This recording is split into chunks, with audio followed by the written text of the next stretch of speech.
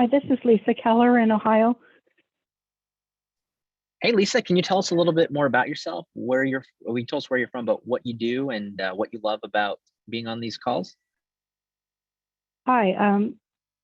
Yeah, I'm 62, but a long time ago, I kind of gave up on the animal welfare as it's structured because of my interest, and then found out it was as dysfunctional as it's been stated here.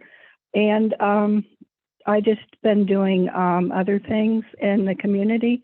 I started off with breed rescue and then all breed rescue, and learned tons. And I apply my idea of purebred dogs as a way to get some dogs out of used to be kill shelters, and an easy way to get people that were able to come quickly and take over that particular dog.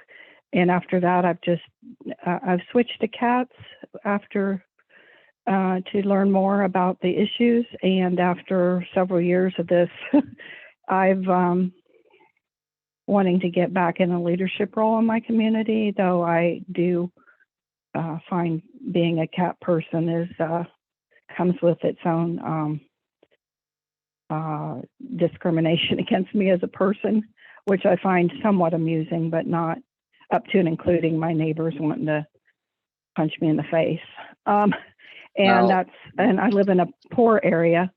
I live in a poor area of town, and I've used it to educate myself to the issues about people in poor areas dealing with cats and their animals. And it has been eye-opening, and everybody here is as well aware of the issues in the poor community. Well, welcome back, Lisa. We're so excited to have you on this call. So I just left a conference in the Carolinas, and I would have said when you said I'm coming back to animal welfare, bless your heart.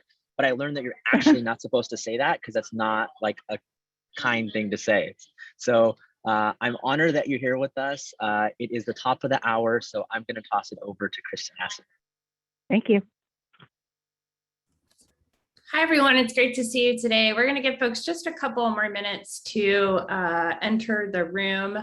Last week was our most attended call ever. We apologize for the late notice about the call. We received so much feedback and response from all of you that said, we're just starting this conversation and the hour ended, and can we continue it next week? So we changed up the schedule, and we're so lucky that Brad and Mike offered to come back and continue to talk about last week's topic.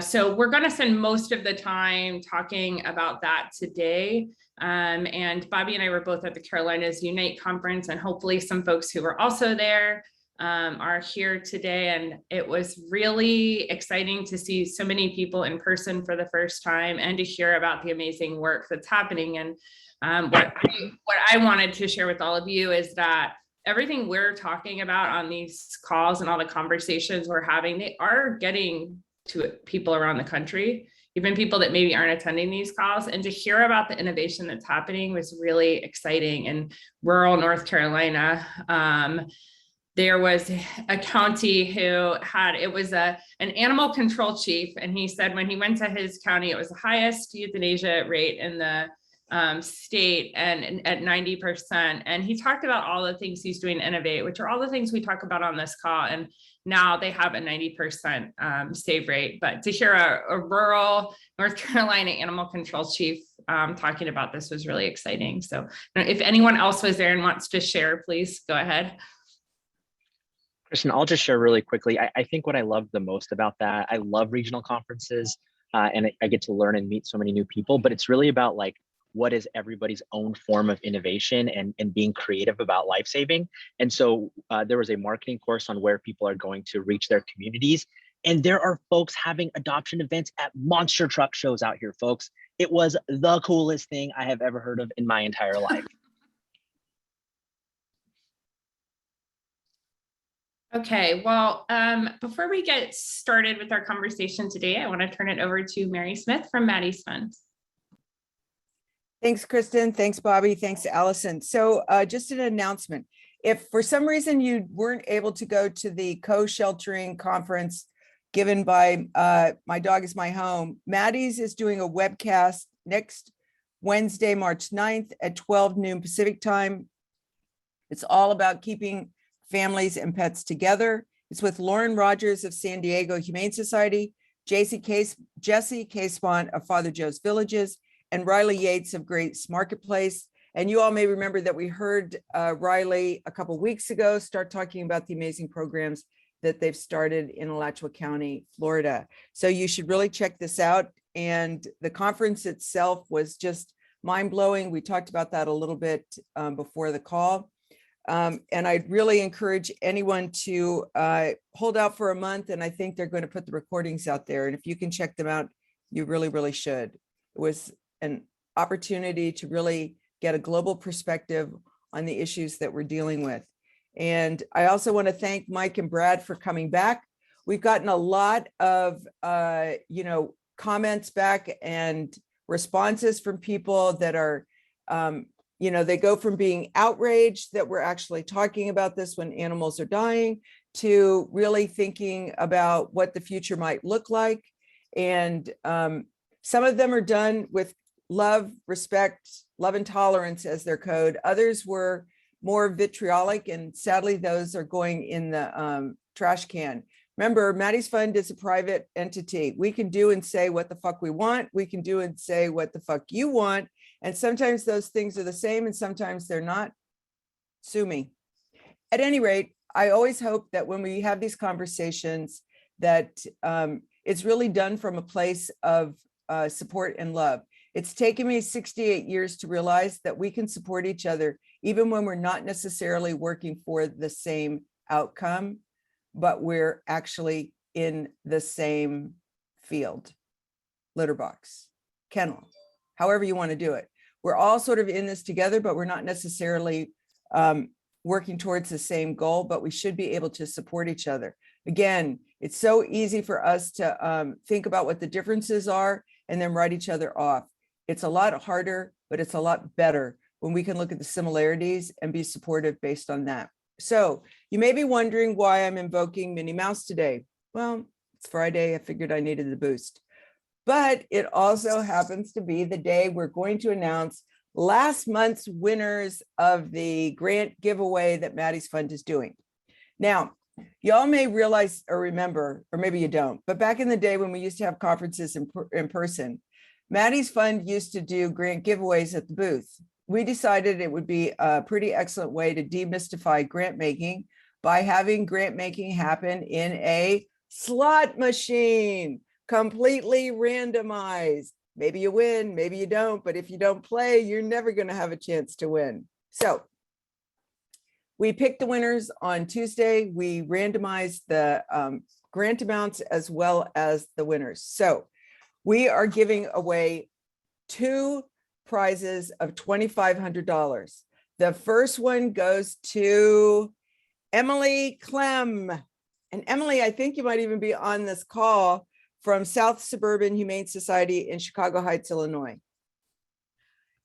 Mary, before you continue, let me share my screen and share our PowerPoint. Sorry. I'm here though. Okay. Yay. Yay, Congratulations, Emily. Yay. All right. Really excited. Someday we'll get all this stuff working together, but in the meantime, seriously, it's Friday. It works, doesn't work. Way to go, Kelly. All right. You want to hit the first one? Yay. Okay. The second winner is Alexis Pagalatas from Animal Rescue League of Berks County in Birdsboro, Pennsylvania. Now, you may say to yourself, Berks County, didn't they win last month?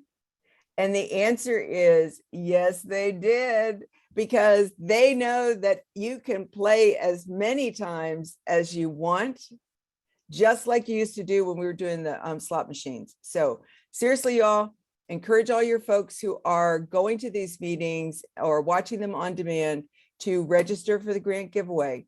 You know, you have the entire month of March to sign up for those to be eligible for the grant giveaway in March. So thank you all so much. I'm going to turn this back over to Kristen and Bobby and Allison and Brad and Mike. Thank you again for being here. Wow, that's so exciting. And congratulations, Emily, and to everybody who's won one of these amazing grants. I now want to turn it over to our national organizations. I know there is a lot going on right now. And following that, I think Dr. Rowan is on the call, and I want to just give a couple of minutes to Dr. Rowan to let us know anything that he knows about what's happening in Ukraine and how we can help. But let's start with our national partner updates.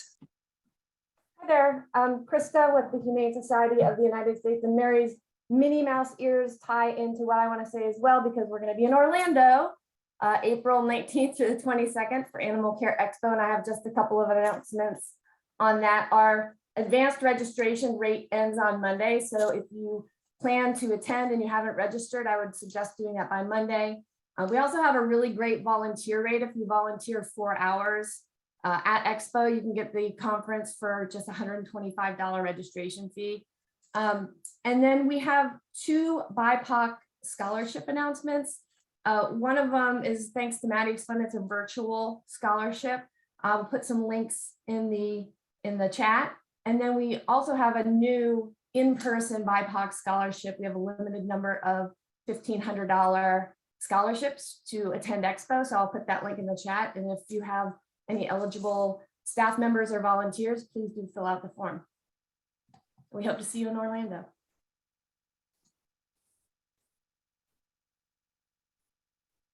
And Krista, I just want to also say that you announced the keynote, and if anyone hasn't, is trying to decide to buy their ticket, buy your ticket. Dr. Lila Miller is the keynote this year.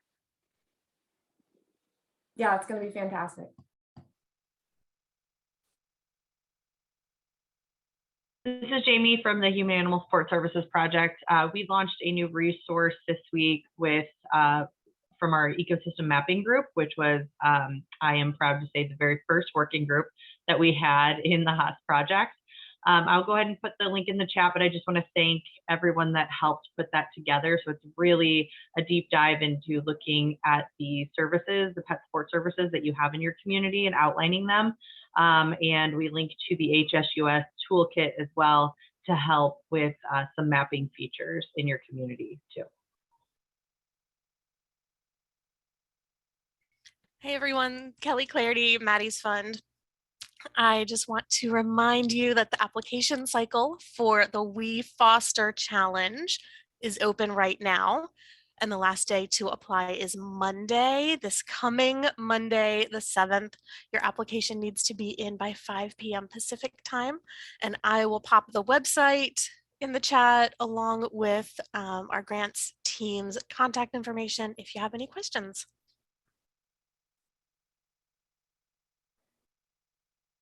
Hey, this is Courtney Cunningham over at Petco Love. I just wanted to give you guys a quick update on our vaccines because we have our goal of 1 million free vaccines to owned pets, and we are over halfway on our goal, and we are at over 533,000. If you have any questions or you want to participate, I'll go ahead and drop an email in the chat that you can totally reach out to us and we can give you either more information or help you figure out if this is a great program for your organization as well. Thank you guys.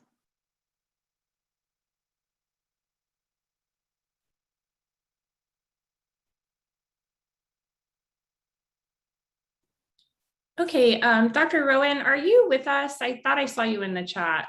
Yeah, I'm still here.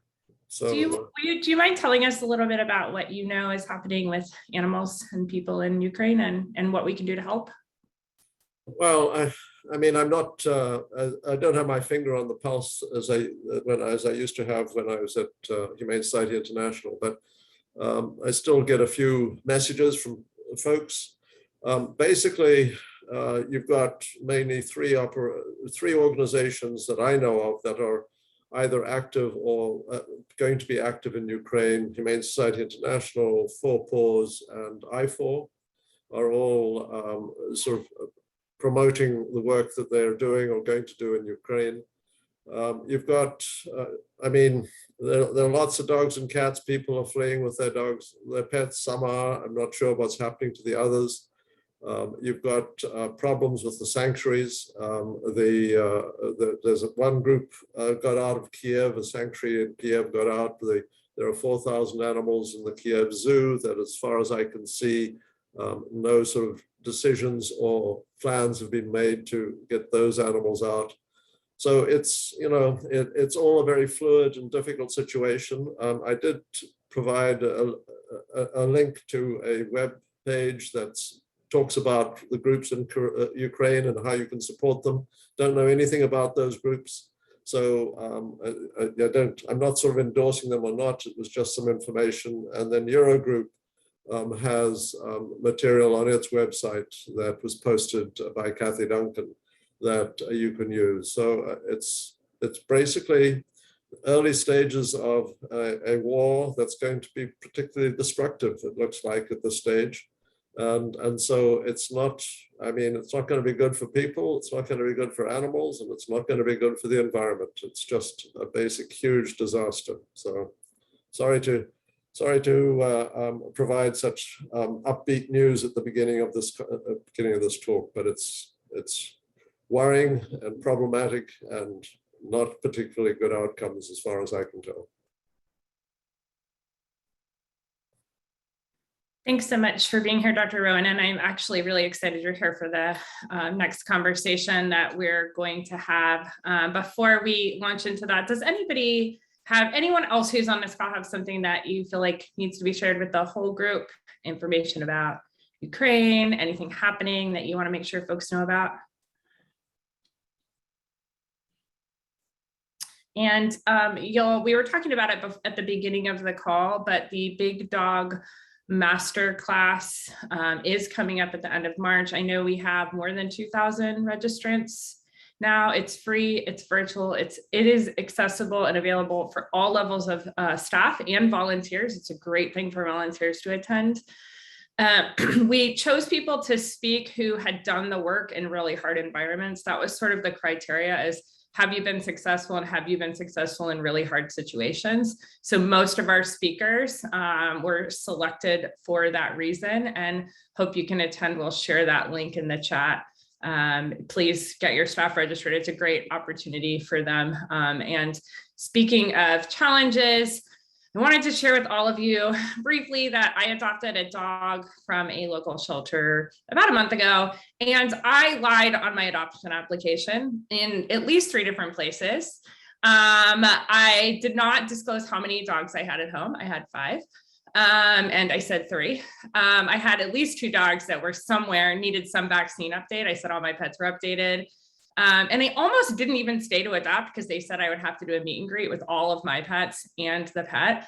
And the reason I'm sharing that is, if there's one thing you can do right now, go through your website materials and your applications and make sure there aren't barriers in them you're not seeing. I'm not proud that I did that, but I do want to share because I think it indicates how these processes are not welcoming to the public, and how actually I felt really afraid and nervous when I was adopting instead of excited and ready. So I wanted to share that and encourage everybody to go look at those applications and make sure they're actually welcoming people and not scaring them away. It's the #1 way you can get more dogs out this time of year. Okay, so we're going to move into our main topic of today, and to launch that, I want to share that this conversation, we got some feedback that you all were like, what are you guys doing even talking about this? This is totally nuts.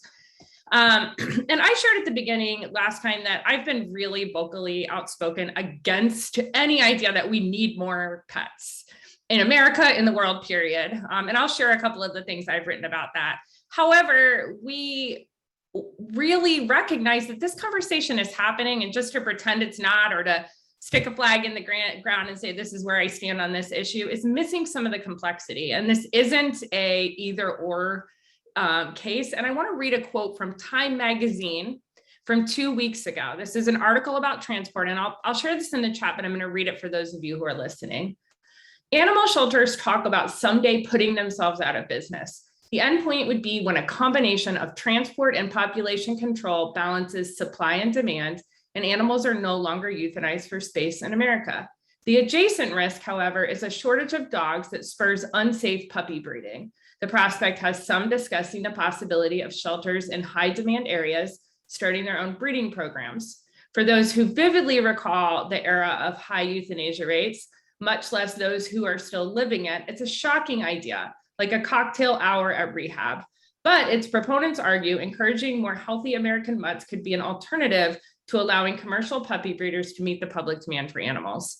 And the reason this matters is this isn't just a conversation happening internally in our movement. This is a conversation happening in Time magazine. This is being communicated with the public. And so we feel that it's important to talk about and try to understand better what is actually happening and why this conversation is happening. And so we're so glad that Mike, Kylie, and Brad Shear are back with us today. And we really want this to be space for your questions. So what we're asking folks to do is get those questions ready. I want to give Mike and Brad just a few minutes to make some introductory comments.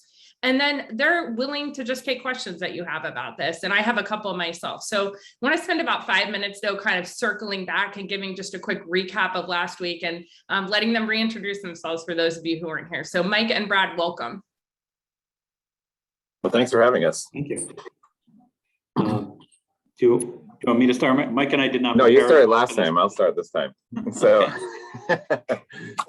well, Mike Kiley, I'm the Director of Adoption Centers and Programs for MSPCA Angel and Executive Director for Northeast Animal Shelter, which is a relocation-based organization we just affiliated with last year. And I'm really happy that we're having this conversation. I think the kind of start into this for me when I was thinking about what things might be helpful to share. One is, this is a conversation that we've been engaged in since I started in animal welfare back in 1994 in Massachusetts. The question of where will people in New England specifically be able to get dogs from as population numbers started to drop in New England. So, and Brian actually in the chat just made a good point. I didn't introduce one of my other titles, which is the chair of the board for Shelter Animals Count. Something I'm really proud of as well. So should have mentioned that. But I think, starting relocation in Massachusetts and New England in general is something that happened in the 90s because the population had already started to drop. And that was an easy shift to make towards relocation and something that the MSPCA wasn't really fully engaged in until that affiliation with Northeast. But it's a conversation we've had over and over again, openly at our conferences regionally. And I think it's now that we're all more connected nationally than we ever have been since the start of this pandemic. That's one of the maybe silver linings. I think these conversations are now happening between regions. And so there is a natural shock that's happening where it would be hard for shelters that are overrun with animals coming in to imagine that this is a realistic conversation that people are having. I would just say that I think the likelihood of shelters starting to breed animals directly is probably not a reality and not probably anything that we're all engaging in active conversations. But it does bring up a lot of conversations to us about how will people acquire animals humanely in the future. And we all agree that puppy mills is not something that we want to support. But if shelters are not a place where people can access adoptions easily, then what options do they really have and what voids will be filled if we're not at the table to have a conversation about how does humane acquisition of animals happen as our population dynamics change. And one thing I'll just sort of say is when I reflect back on this conversation, being a shelter system that was overrun and euthanizing for space in the 90s and early 2000s, and knowing how that felt, I had those same feelings that I'm sure a lot of people are having when the shelter population numbers are high. Anyone that was contributing to overpopulation was considered somebody that we were not aligned with, and that we were really negative about that. We labeled them as backyard breeders, and vilified them for that. And I think that's an area that we started to really think about differently, and maybe a real practical application of what this type of conversation may bring. As we branched out into community outreach, I think we were really looking at helping our most underserved communities more from what was self-serving for us, and that we really were thinking of it from how do we help spay and neuter more animals in some of the more vulnerable communities. And that's what really our function for community outreach started as. But I think the reality that we had was that as we interacted with our community in a very different way, and not just from what the impact was in our four walls in our shelter, I think we started to really learn some lessons. We talked a little bit about this last time, that people living in poverty were often looking for dogs that we didn't have in our adoption centers, whether that was through intake or relocation. You know, an easy example of that is people living in subsidized housing have a weight limit, and the availability for smaller sized dogs is just not something that's a reality at our shelter. And more of a gut check was, even if we did have those animals, people in the communities that we're serving through community outreach were not coming to us because they didn't have a baseline trust with us. They didn't think that we would adopt them first and foremost, because we'd given them no reason to think that we would in years past. And a lot of the interactions they had with our organization were primarily through the lens of animal control or law enforcement. And so they were fearful to interact with us. So it was really kind of eye-opening for me. And now the conversations that were happening really is re-examining that relationship with our communities and how we view breeding in our communities. And easy step is that we can remove some of that judgment by not just labeling anybody that breeds their dog at home as a backyard breeder or irresponsible breeder, but thinking of it more from, you know, and I think the harder part is now, maybe there's a role for us to provide, to play in our community and community breeding, and maybe there's a supportive way that we can help people breed animals in their community so they would have access to those animals, but have those animals be vaccinated, socialized, things that we might be able to be supportive of. And so that may be a more realistic expectation of how we work with our community when it comes to the breeding of animals. So I'll stop talking now and let Brad go, but I wanted to just introduce that as a conversation we're currently having in our organization. Thanks, Mike. So I think Mike covered a lot. I just want to talk about a couple of things that Kristen mentioned that I think are important from the Time Magazine article and others. There's a suggestion that we're working to put ourselves out of business, and I disagree that should be our goal. And I understand what people mean when they say that, but when I hear that, I always think about the March of Dimes. The March of Dimes was originally founded as the National Foundation for Infantile Paralysis, which I know rolls right off the tongue, but founded by FDR to combat polio. And then when an effective polio vaccine came around, of course, the March of Dimes didn't just close up shop. They decided to transform themselves into an organization that helps with all sorts of childhood diseases, and it's important that they exist. I know people personally have been helped by them, and I'm glad they didn't just decide that when polio was pretty much eradicated in the United States to close up shop, because they had an infrastructure that was important to helping babies, mostly is what they do. And I think we are in a very similar situation. We don't have a vaccine for overpopulation. So it's not happening quite as quickly, although it took about 25 years between the vaccine coming and the eradication of polio, at least in the US. So it wasn't instantaneous, but it was still faster than what we're going to experience.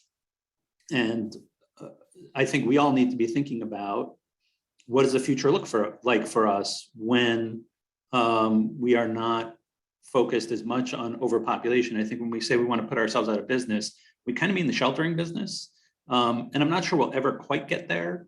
Maybe I'm not imaginative enough, but I think there's always going to be some need for animals to have some temporary housing.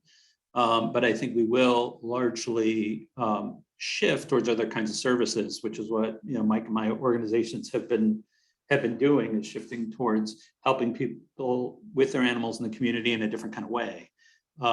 So I think we should, when we hear things like put ourselves out of business, we should think more about looking at the future of what animal welfare and what the world of animals is going to look like, and shifting to make sure that we are supporting animals in the way that they need it, in the way our community needs it. And in our community, that's already less brick and mortar sheltering services and more veterinary and other support services for animals, and looking at what the community around us needs. And I agree with Mike. While I hear talks about shelters actually breeding animals. I don't know anyone who's talking about doing that. And I personally, I can't imagine our organization ever doing it. It's not our mission to provide animals to the community. If we really got to the point where there were so few where we couldn't find transport, I mean, we're doing more transport than we ever have. And if we really couldn't find them, I don't know that for us, we have to scramble to find a way to supply animals, because I'm not sure if we can, if breeders become the place where people get animals from. I'm not sure that I know that we would somehow do that better as organizations. I think providing things like very low cost veterinary care is something that it's hard for others to do. It's something that we're uniquely qualified and equipped to do. And I'm not sure that the production, breeding animals is something that we're necessarily going to be better at. And so I think, and the other thing Kristen said that I think is very important is we've really got to look at ourselves and how we're perpetuating the problem we have by making it difficult for people to adopt from us. And I'm sure we've all talked to people who got frustrated by adoption processes and ended up going to breeders or other sources for animals. And we're really just harming ourselves and extending the problem by making it difficult to adopt. I mean, here's Kristen, who's been working in sheltering for a very long time, shouldn't have to lie to get a dog, right? And I have coached people to do similar things when they're trying to get animals, to give people the answers they wanted, just so that they would actually get them. Right. I think. Thank you both so much. So we want to take questions from the audience, and I just have one to kick it off, which is one that I guess my assumption has always been that we should be we have this collective national responsibility, right? Like somehow New England should be responsible for the South's overpopulation pets and should be doing everything that they can. And is that something like, and I know this is a hard one to answer honestly, but I can imagine maybe in New England that can feel a little bit challenging to be put in that position where you're supposed to be compensating for challenges very far across the country. Can you talk a little bit about this idea of this collective responsibility and if you think we need to rethink it? Oh, you want to go ahead, Mike? Well, I was just going to say, I think, there are communities, I think in an ideal world, we're in the upper north corner of the eastern side of the United States. Like, we're not exactly the easiest place for everyone to get animals to. And I think that the reality is that populations are shifting, and over time, it will be a relocation will just shift anyway, because people won't have to go as far as up to New England with all the animals to be able to get them to be adopted or to be into shelters that have capacity. So I think, ultimately, I think it's going to just shift over time regardless. And I think, there's, I think for me personally, I think much like Brad said, I don't view our mission as adoption centric. I view adoptions as a means to an end for an overpopulation issue that we were dealing with for a long time. And I think, but that's been like a 5 to 7 decade long identity for animal welfare. And so I think we are very tied to that. But in reality, there is a lot of animals in our community that have a lot of need. And I think as populations shift, although relocation is a really important strategy that we are engaged in at a high level, I think a lot of the transition that we're going to see in animal welfare is how do we get to helping animals in our community that we couldn't help before because we were struggling so much with intake and adoption alone. So I don't know that I've ever felt the burden of it, but I think there is an expectation that New England will continue to take more and more and more. And I think just the reality of actually doing that is not as great as maybe as people imagine it would be. And I don't know of anyone who's purposely scaling back transport programs around us. I know some who are struggling to get people to drive as far as they need to because, the transport was meant to be a sort of a temporary outlet so we could start moving animals while the source organizations or source communities caught up, did more spay and neuter, created their more robust adoption programs. And, my hope is that the communities we're getting animals from won't need to transport them to us anymore. But I think a lot of them are going to need help shifting their model from putting animals on a truck to putting animals into their community, spaying and neutering locally. And that shift hasn't happened as quickly as I personally had hoped it was. But my hope is that, again, we're taking it just like Mike, we're taking more animals on transport than we ever have. And we're not purposely going to slow down, but I think my hope is that organizations who are bringing them to us won't need to anymore. That transition has happened slower than I thought it would, but I think that's my hope is that's the direction we're heading, because my hope is that resources are going to go into those communities that need it the most. The wild card for us is this veterinary shortage, and whether we can get veterinarians into some of the rural communities where a lot of these animals are coming from. And I think that challenge is something that's going to be difficult to overcome. Hey everyone, my name is Amy Duskowitz. I'm the president with the board of the New England Federation of Humane Societies. I've been in animal welfare for about 20 years now, so pretty much my whole career, and spent time in New England as well as working for shelters in the South. So I sort of have some broad perspective, and I've been part of a lot of these conversations with Brad and Mike up in the Northeast through New England Federation of Humane Societies and other avenues. And I think one important thing that, as I've seen questions pop up in the chat, to note is that a lot of this is not sort of an either or discussion, as Mike and Brad are trying to reiterate that there are organizations, and the organizations in the Northeast are doing community work. They're still doing adoptions. They're still doing transports. These are all still very much part of animal welfare in the Northeast. But as we look at these trends of having fewer animals coming into shelters and not being able to meet that pet acquisition need in our communities, somebody will fill that void. And as animal welfare organizations, if we are not part of that conversation in how do we support the humane acquisition of pets, then somebody else will be doing that. And if we want to say, before it becomes, what these per se backyard breeders of puppy mills and whatnot, then we need to be talking about it now to be able to be ready for it as it becomes a bigger issue across our region and across the country, because you all will get there. The organizations I used to work for in the South, their population is half coming in now. I mean, you will get there. They're so overwhelmed. I get it. I've been there. I understand. But these are the trends that we're working towards. So that's important to have the conversations to prepare and to be able to support that humane acquisition of pets. Thank you. Susan?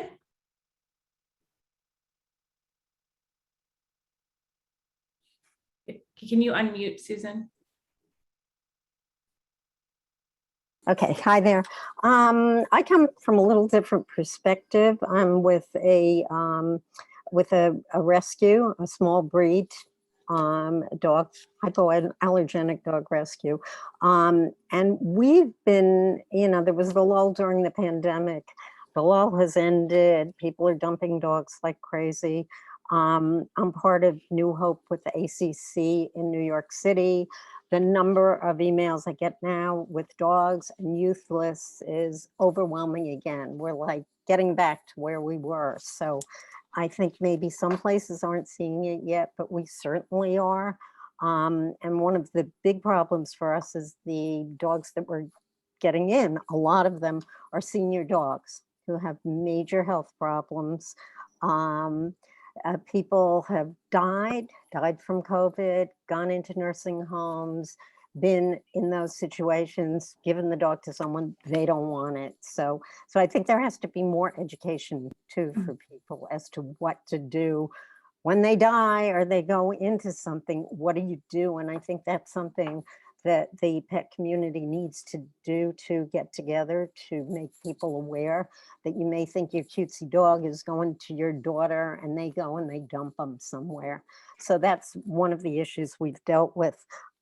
We've also, I think there's that whole fine line of being careful with who applies to you and being welcoming enough, but we don't want our dogs back.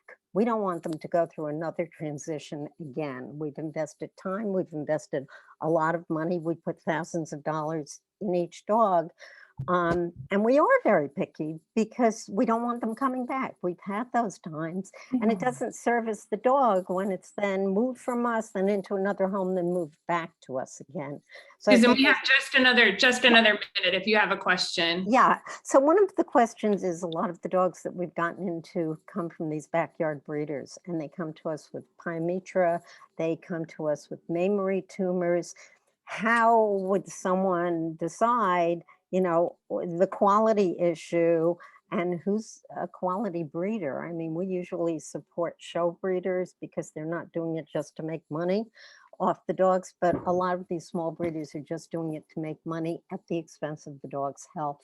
So I think, you know, how do you take that into Let's account? give them, thank you so much. Let's give them a chance to answer that. So I think the concern is, if we're supporting community breeding, how are we managing, I think, the humane conditions and care? How are we making sure we're not just replicating poor breeding conditions?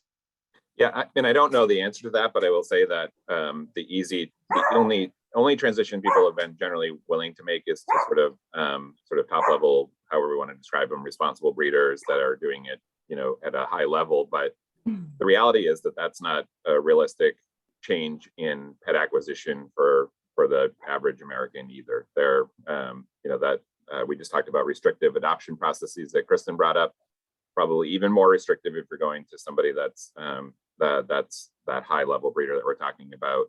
So I don't think that's changing anything if we're just saying, okay, we'll support this small section of breeders and then we're okay with that. It's not getting them from there either.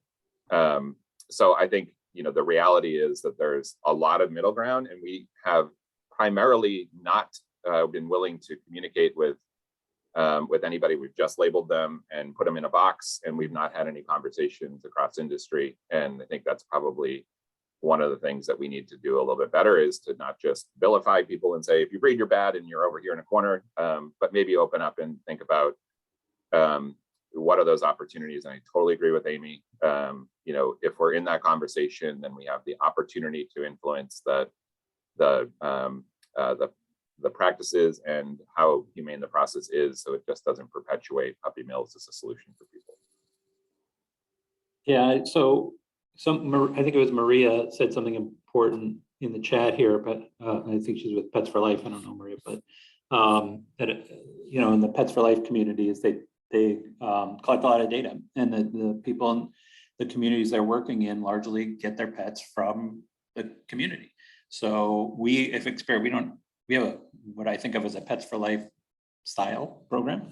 And we find the same thing, that when, you know, we go into communities where we're offering help, people are getting their animals there. Before we started going in there regularly about 5 years ago, they didn't know who we were. We pulled up in a van with our name on the side, and nobody, you know, we, amongst a large portion of the community, one of the most popular nonprofits here, and, you know, we go into a part of the community where we didn't have a presence and nobody knew who we were, and so of course they weren't adopting from us. They're getting pets from their friends, and so it's a reality of what's happening here. And part of our hope is we want to make sure all the animals in our community are healthy and well cared for, and if some of those that need our help have had litters, then it doesn't mean that they shouldn't get our help or shouldn't get veterinary care, shouldn't get food from us. You know, we want to build trust and make sure they're taken care of. So again, I think like we talked about in the last call, you know, I don't see that for large scale operations, puppy mills, if you want to call them that. I just don't see a way that can be done in a way that's humane for the animals that are being bred. So you know, that's not what we're talking about, or at least not what I'm talking about here. I just don't see a path towards that being done humanely. You know, what I'm thinking of when talk about having a relationship with breeders is people who live in our community, kind of regular folks. And I know we had Heather Camisa wanted to say something, and then Sarah wanted to say something. And then if you do want to ask a question, just let me know in the chat so I can queue it up. Yeah, thanks, Kristen. Hi, everyone. I wanted to jump back to that collective responsibility point. And I'm a fan of us thinking and working together as a collective. And there's a lot of opportunity there I think we're leaving on the table. So My background, for anyone who doesn't know me, we created a transport program up in the Mid-Atlantic region because we were sitting there where New England could take our cats and we were pulling in dogs, and we ultimately could pull in cats over time. But we created dozens on both sides, source shelters, destination shelters, and both of the gentlemen on the call today were part of that program that didn't just move animals, but invested back in these communities with money for public spay neuter. It wasn't just what it cost to get the shots to bring them to us. It wasn't just the transportation. It was, how do we help dig people out of the hole? Because someone raised the point, there's a lot of things that cause a difference in these populations. There's certainly economics, even climate with the cats, right? So but I think what we're missing here is that New England got there. They used to have this experience. What can we take from that and bring here? And they helped path a lot of things for all of us because they were ahead of all of us. So when we were doing this transport program, we moved all these animals up to New England, we kept running into barriers. This state won't allow heartworm. This state won't allow, wants, crazy quarantine. This state wants these, because nobody was looking forward and saying, hey, you know what, we're probably going to be doing a lot of transport in the future. And so if these folks are looking out ahead for us, when it comes to, like, maybe we don't want to pass mandatory spay neuter prior to adopt, maybe we need to chill some of those conversations. Maybe the little dogs that go out, we let them have their litter. Maybe there's some adjustments that we should make if we're looking forward. Otherwise, we're just going to run into things that we didn't prevent, like we've run into horribly with transport. I mean, I don't know if Colleen Harrington's on the call, but sometimes it was really threading the needle after a disaster, and we take 1,200 animals in 8 days because this group can take, this kid can't take that. Oh, no pit bulls up to Toronto. It was difficult. So, it starts with not having to do spay aborts, and there's certainly opportunity with transport, but what about if it is unhinged from moving an animal? What if all these places that have opportunity donate money for public spay neuter, send down their tech teams to help you with a spay neuter event, do community outreach programs together? Why aren't we having those conversations about collectively driving change in areas of the country still struggling? We certainly thought the movement of animals opened up that conversation in a way we couldn't otherwise open it, because people are just trying to get through the day. I get that. But boy, do we have opportunity, because causes don't end at state lines. We do so much more together than we're ever going to do apart. So I really appreciate everyone coming forward for this conversation, because through this, I think we have a lot of opportunity. Thanks, Kristen. Heather, and if anybody's an expert in the transport space, it is you, for all the incredible work you've done in all kinds of conditions. Sarah, I know you had a question for Brad and Mike. Yeah, thanks. Hi, everyone. I'm Sarah Aguilar. I'm the Senior Director of Operations for Austin Pets Alive, where we just took in our 100,000th pet. We take in regularly over 100 puppies a month. We take in annually over 1,000 neonatal kittens just from our city alone.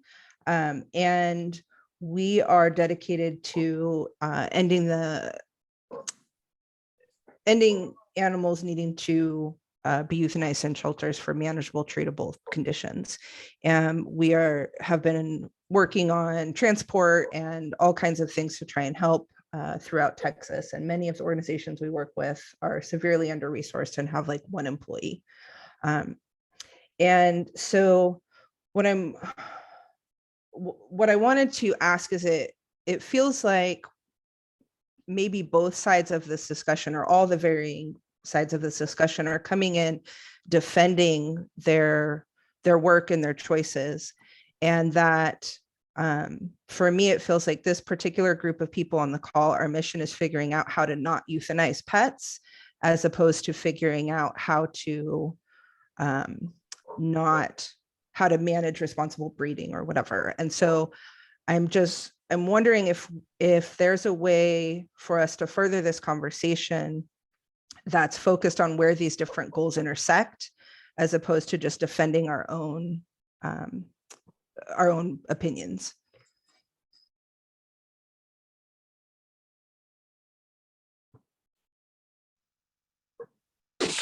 I'm not sure how to answer that necessarily. I think that, I think that there's, I think what Heather brought up in terms of how do we advance beyond sort of the conversations that are about relocating animals to reduce euthanasia and to work collectively and go beyond those components, I think is a good starting point. I mean, one thing, one thing I will just sort of mention, because I think Heather did a really great job of setting the standard for that with giving money back and resources back to other areas.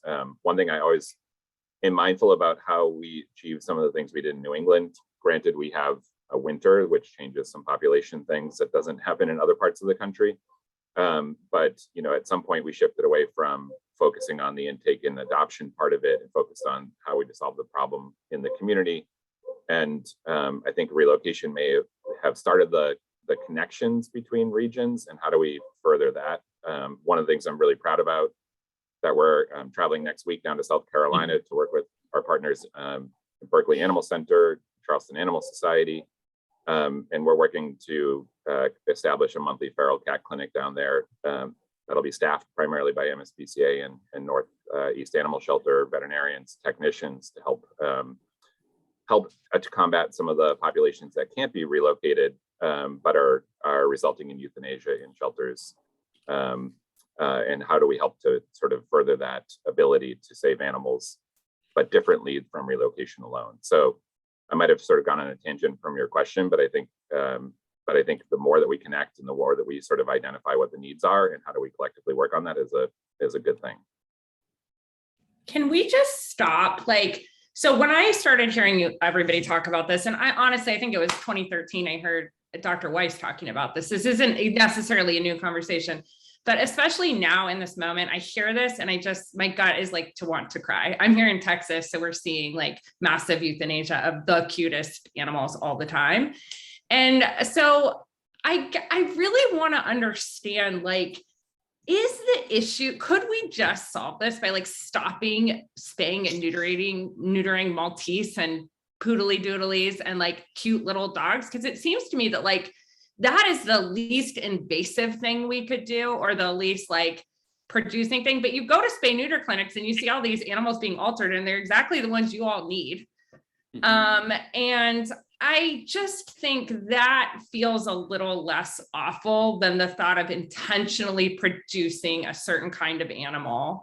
And I'm wondering what you think about that, because I know me saying that probably makes some other people want to cry, because they're like, what? Yeah. We spay neuter. So what do you think about that? No, I mean, Kristen, we've had that discussion at we run the largest spay and neuter clinic in our state. And we've had that discussion about this. Those little dogs, we get a Bichon in that needs to be spayed. And for one, it's, we charge less. We don't set a priority for them that's different than, say, a 60, 70 pound bully breed dog, which are the ones that we really need to be focusing on spaying and neutering more. And maybe, we actually do have special pricing for pit bull type dogs. So they're actually cheaper.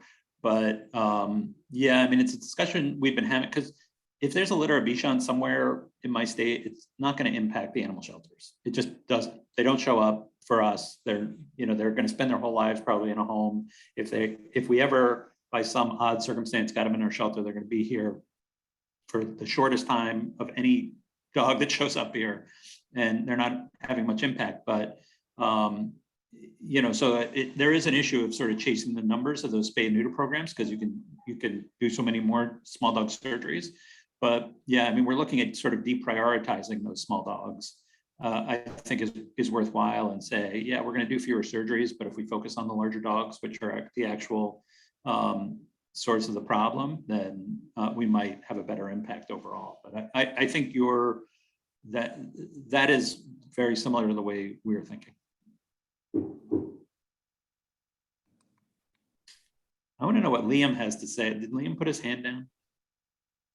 What happened to you, Liam? Leanne, and I want to hear from Dr. Rowan, who Dr. Rowan, I don't remember how many dogs are in the world. Is it 800 million or something? You're muted. It's somewhere between 800 million and 1 billion. We don't know precisely, but that's the number. And like half of those are unowned or free roaming, right? Oh, it's about 30% free roaming. And the ownership issue is a very murky issue. I mean, in South African townships and Bali villages, 95+% of the dogs are owned, but that doesn't mean to say that they live inside or that they receive food and water every day. It's just that somebody lays claim to them and will provide some support. Veterinary care is probably lacking in all cases. So, and what's your take on all of this? Like, you're hearing all this, you're thinking about the global perspective. What do you think? Well, I mean, my issue here is that the situation has changed dramatically in the United States. Yet we're still talking about the situation as though it's 1973. And I would have loved to have seen a conversation that's a bit more nuanced and that reflects what's been happening recently as opposed to what's been happening 10 or 20 years ago. And the other thing that I find puzzling and problematic is that the large shelters in this country, the only one that I know of that has actually reached out to find out how many dogs and cats it has in its community and what it should do about those dogs and cats is the MSPCA. The MSPCA did surveys of dog and cat populations every year that the AVMA did its survey. And so they've got a reasonably good track record in terms of how many dogs and cats are in Massachusetts. And therefore, how many dogs and cats, you know, are potentially their clients and customers and that they need to pay attention to. Instead of just looking at the animals that come into your shelter, we should be looking at the animals that are outside the shelter as well as coming into the shelter. Because, you know, we talk about rescuing kittens. Sarah sort of talked about all the, unweaned kittens that they have. Those animals would never have gone beyond the euthanasia room back in the 1970s. The fact is we've got a lot more money and the income into the animal sheltering world has gone up by about threefold since 2000. So there's a lot more money in the system. And there's a lot more resources, and we're spending much more money now on taking care of all these animals that are coming in.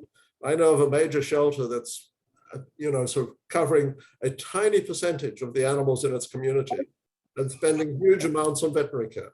No, it's not that. So this is what, to me, as the relative issues are a real problem here, that we haven't really paid attention to the community as opposed to our internal issues.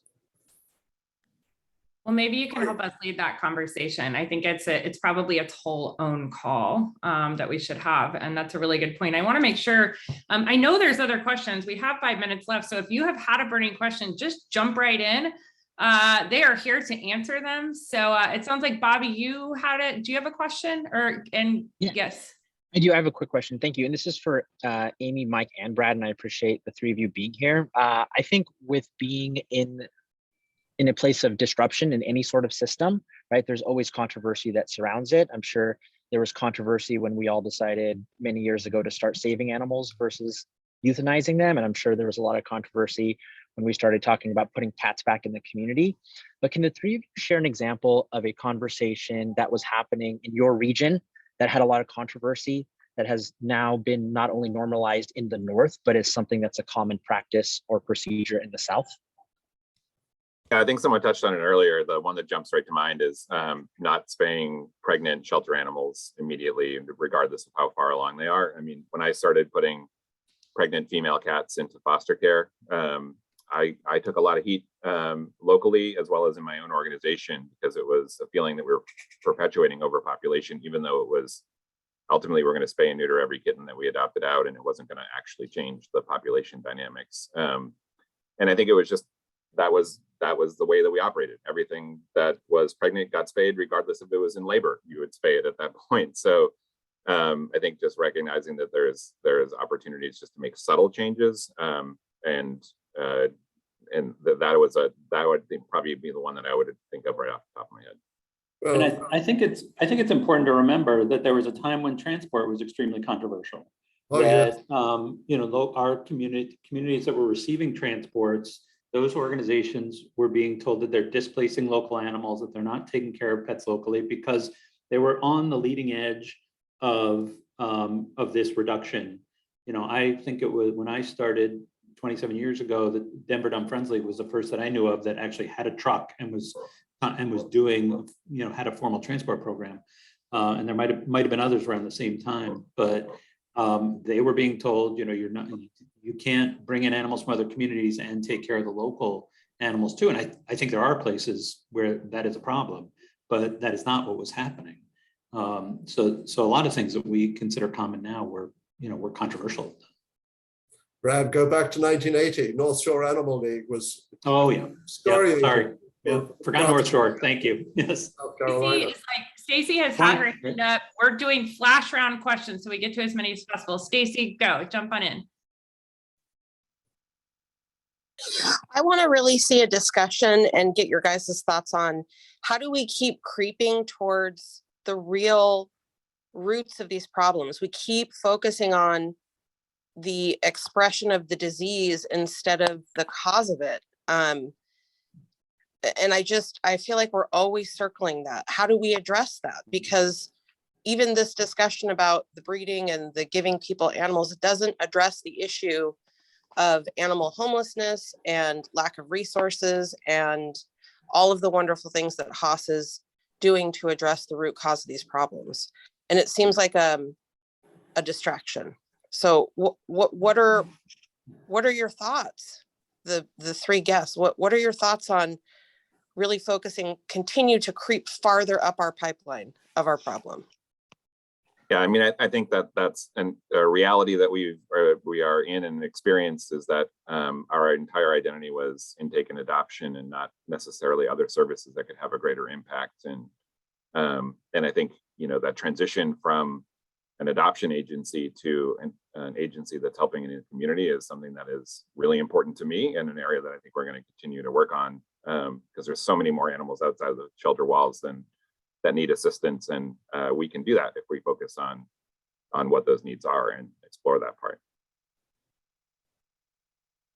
Yeah, someone mentioned in the chat that one of the problems we have is a huge income or financial disparity between the source communities and the communities that are accepting animals. I think there's truth to that, and we've got to solve for that problem, but we've also got to change the way we are approaching people in our community and get some boots on the ground so that we have better contact and understand them and find out what are the real, I think we know, but talk to people more directly about what the real barriers are to things like spay and neuter and why they're perpetuating, why the issue is perpetuating in those source communities. I do think a lot of it's financial. I'm trying to look at how statewide spay and neuter funding has maybe affected this issue. Most New England states have some sort of state level law around money to fund or subsidize spay and neuter. A lot of Northeastern states do. And I think it's worthwhile to take a look at how that has had an impact. I'm not sure anyone has really dug into that yet. We are somehow at the end of this hour and want to thank you all. And we are going to continue this discussion sooner than later. We have all just modeled how we can participate in critical engagement with each other and really try to put ourselves in the other shoes. So amazing. I'm amazingly proud of our group and all of us. And thank you for being here. These aren't easy conversations and we're probably not going to agree, but if we can understand, we can move forward. So we really appreciate all of you. And if you do have questions or even critical feedback, or you're just like, that really made me mad, please reach out to Bobby and I, let us know. It helps us form topics for the next call so we can address things. And we hope you all have a restful weekend. Go look at your adoption applications, please. And we'll see you all back here next week. Bye, everyone. Thank you.